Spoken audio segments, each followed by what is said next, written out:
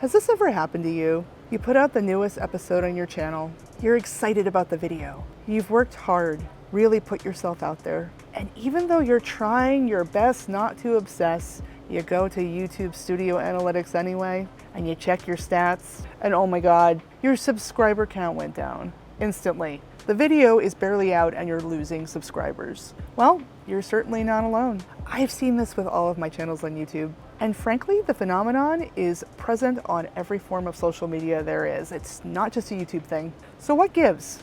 Why is this happening? In today's episode, we'll talk about it. Why it's not as bad of a sign as it feels like it is. Let's dive in. Okay, so the first reason it could happen, the first thing you need to ask yourself is if you clickbaited. Because frankly, if we're talking about actual, legitimate, concerning reasons, clickbaiting is probably the fastest way to lose subscribers. It's tough though. It is tough out there because you need to generate genuine curiosity and interest in your work.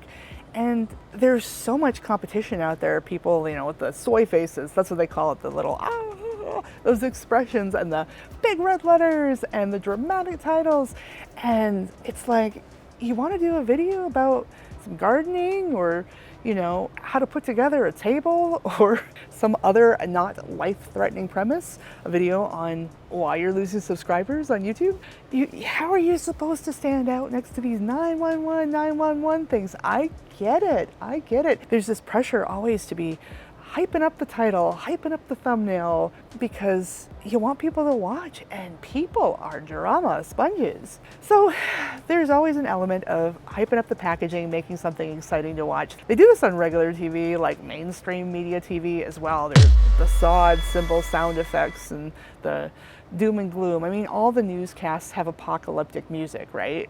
It sounds like da, da, da, da, da. So it's not just YouTube here. And I think everybody has to do a little bit of this within reason to get people's attention, because attention is a really hot commodity and there's a lot of competition. But there's a point where making it attractive trends over into bad clickbaiting, where it's deceptive, where people are really disappointed. And I think one of the things that's good to keep in mind is that you should always provide value. You want the click, and you want to provide value.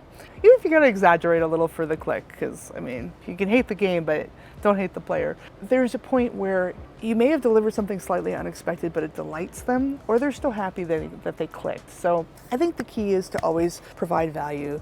But I will say, when you're new to YouTube, it's gonna be tough sometimes to find that line where you've compelled them to click and they're happy about it versus, oh my gosh, you clickbaiter, this is horrible. And I think sometimes maybe you won't know until you've done the bad thing when you've clickbaited. So if that is happening, what you will see is you will see low watch times. You'll see the unsubscribes and low watch times. That's usually what will tell you. And if that happens, don't beat yourself up. Just learn from it and maybe dial back the reality TV veneer a little bit for next time. And keep on keeping on. Everybody's done it. But I want you to know that's not the only reason that you could have lost subscribers instantly. The next one is really actually not your fault. Somebody could have just changed their interests. For example, my other channel, Our Moving Castle, an RV travel channel I co-host with my husband, Justin. I know that people are into RVs and RV life, and then maybe they change their mind. They're like, no, I don't like this. I'm not really interested in this, or they've lost their RV and it's unpleasant for them for some reason. They can't afford it or they don't want to do it.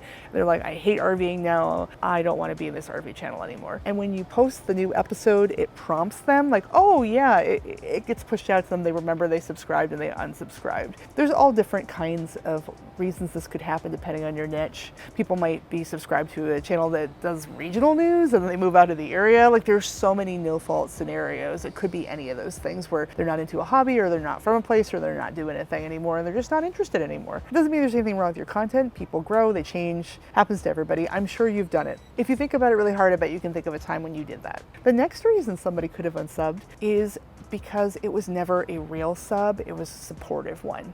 So I've talked a little bit about this in other videos, but organic following is key on YouTube. You want actual viewers, people who are actually interested in your content. And sometimes when you're first starting out, you'll promote your baby channel to your family and friends, and in an attempt to be supportive, they will come and they will sub. And they might never watch any of your videos. And it's the same thing where it's been a while, they haven't watched it, maybe they see that you have enough subs now or you have more subs and they're like, oh yeah, I'm gonna unsubscribe. I don't wanna keep seeing those videos. It's not like there's anything wrong with your video, it's just the fact that you put out an episode reminds them that they're subbed to the channel. Okay, the next reason though gets out of no fault territory, and that's that you may have done something risky. Again, this is a little bit like clickbaiting. So I find that sometimes if I'm on a channel and I want to try to talk about a topic I haven't talked about before, and maybe it's a little bit more controversial in general or within that community, there will be people that I anger so badly that they unsubscribe. And that's okay, I think. So obviously you want to have as many subscribers as you possibly can. It's a good thing, but I'll find that it may turn out to be an extremely popular video and I'll get a lot more views than if I never risked it.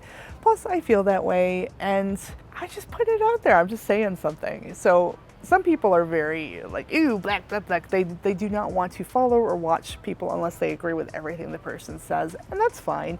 I'm not as much of a purist with my media consumption. I look at all different kinds of things. I have stuff that's right in my wheelhouse where I love everything this creator does, like they've never said anything I disagree with, like love them. Then I have people where like, I don't know what they're on, but I watch them because it's entertaining, it's funny, I learn different things from them, even if I don't agree with a lot of what they say. And there's some people in between where like mostly I agree with, but like every now and then it's like, what are you? No, I don't follow you there. So I am pretty diverse in the way that I consume media. I consume high art, I consume junk.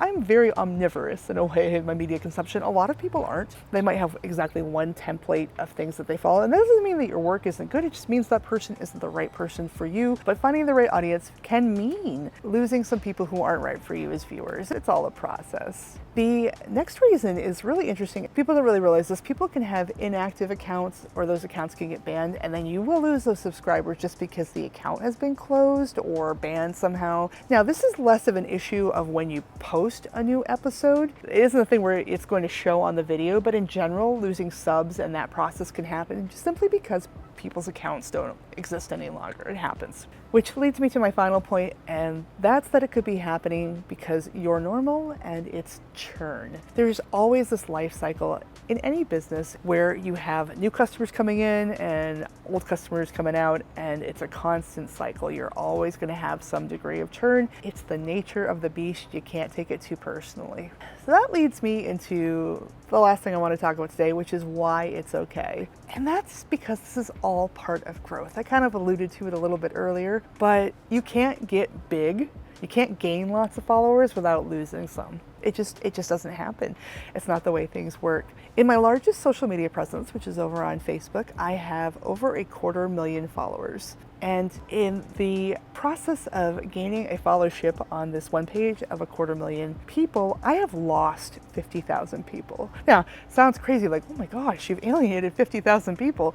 But again, we talked about it, like people have different interests, accounts get banned, people leave platforms, they leave Facebook, whatever. But that's the other thing, is it doesn't matter. And if you think about it, you know, of the 300,000 people that I originally have, I've retained 84% of them, which honestly, not a bad average with everything that I've said. And the big point is that the right people stick around, people who are your right audience, who are your viewers. And there are always new people coming up looking for content. And I want to also make a point about subscribers, particularly when it comes to YouTube. So I love anytime anybody subscribes, it's awesome. But don't stress out too much about your subscriber count. It's mostly a public metric. It's mostly a vanity metric. Now, you need those first 1,000 subscribers to qualify for step 2 of the YouTube partnership program, the AdSense revenue. That's very important. But beyond that, they don't really matter that much. Here's the thing, as long as you have repeat viewers, that's actually, they call returning viewers, it's in the analytics and